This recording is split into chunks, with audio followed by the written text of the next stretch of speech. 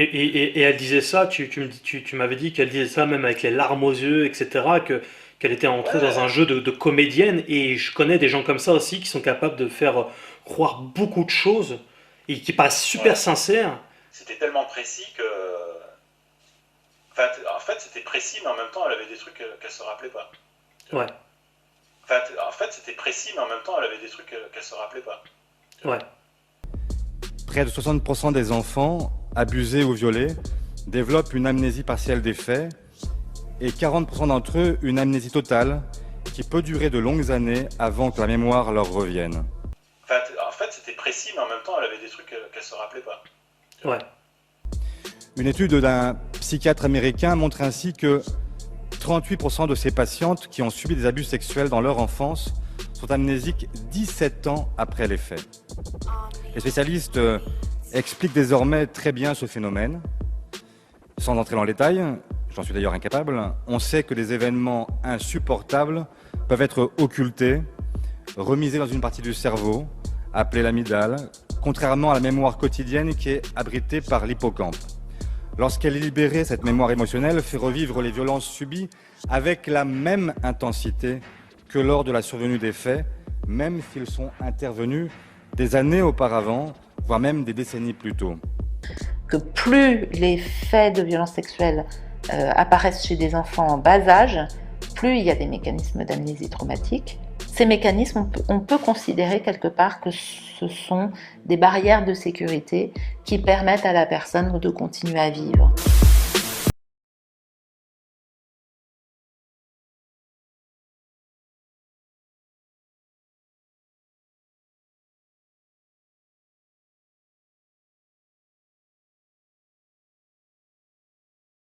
J'ai vu des femmes installées dans leur vie professionnelle, leur vie de mère, leur vie d'épouse, et dont la vie bascule à l'issue d'une longue occultation avec l'émergence soudaine, parfois brutale, de souvenirs enfouis qui redeviennent brûlants. Et ce sont ces souffrances, ces brûlures, qui m'ont conduit à venir ce matin, avec vous, pour rechercher comment rendre justice à ces victimes qui ont, pendant une longue période de leur vie, basculé dans une amnésie post-traumatique. Nous avons du mal à concevoir que l'on puisse traiter de la même manière des crimes sexuels commis sur des adultes et des crimes sexuels commis sur des mineurs. En outre, les délais actuels, bien que déjà dérogatoires au droit commun, privent encore trop de victimes de la possibilité d'obtenir justice, notamment lorsqu'elles ont été frappées de ce que l'on nomme une amnésie traumatique. Ce phénomène prive la victime de la conscience des faits qu'elle a subis et ne se dissipe parfois que plusieurs décennies après l'agression. Trop tard donc aux yeux du Code de procédure pénale. À la lumière de ces éléments, nous avons défendu à plusieurs reprises l'allongement à 30 ans du délai de prescription de l'action publique des crimes sexuels commis sur des mineurs, à compter de la majorité de ceux-ci, ainsi que l'allongement des délais applicables aux délits sexuels et violents contre des mineurs. Malheureusement, les propositions du groupe UDI ont été à chaque fois rejetées. J'ai déposé plainte, mais très vite, je me suis retrouvée confrontée au mur de la prescription. Il m'a été impossible d'en parler pendant d'abord 3 jours et 3 nuits de crise de larmes. Et après, très difficilement, j'arrivais à donner des bribes.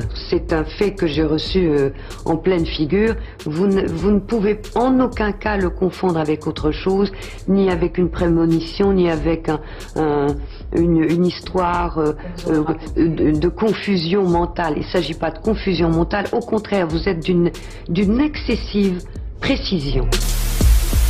Le corps a la mémoire de tout, donc ça, le corps enregistre toujours tout, et c'est d'ailleurs à partir de lui qu'on pourra souvent remonter ses mémoires, mais dans la conscience, les choses ne sont plus là.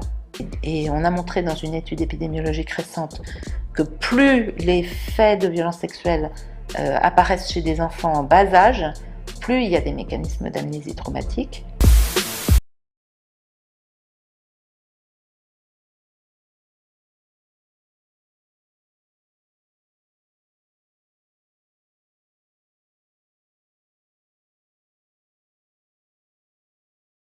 retourne vers vous, Hélène Romano.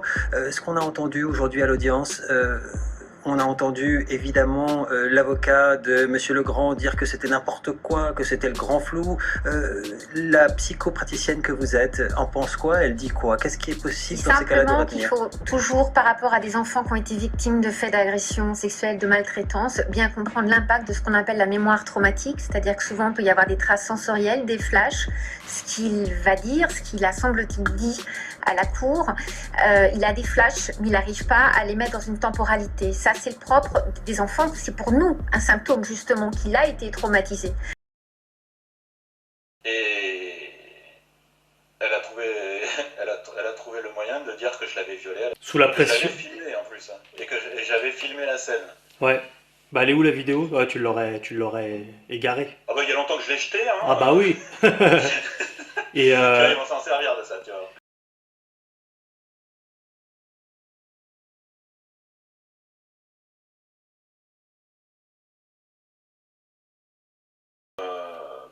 Sinon, j'ai bossé dans le X dans les années 90. ouais, Je faisais du montage vidéo. d'accord. Je me suis essayé aussi devant la caméra. Ça a pas marché, hein, parce qu'il faut assurer devant la caméra. Ouais. Et donc pendant 7 ans, hein, j'ai fait montage vidéo dans une boîte de vidéo X. Ouais. Alors tu me disais que c'est un milieu, bien sûr, évidemment pervers, tout ça, ça fait partie de ton expérience, de ton passé, évidemment. Donc personne ne Ah peut oui. te jeter la pierre, voilà, on fait tous des délires, des conneries, des machins.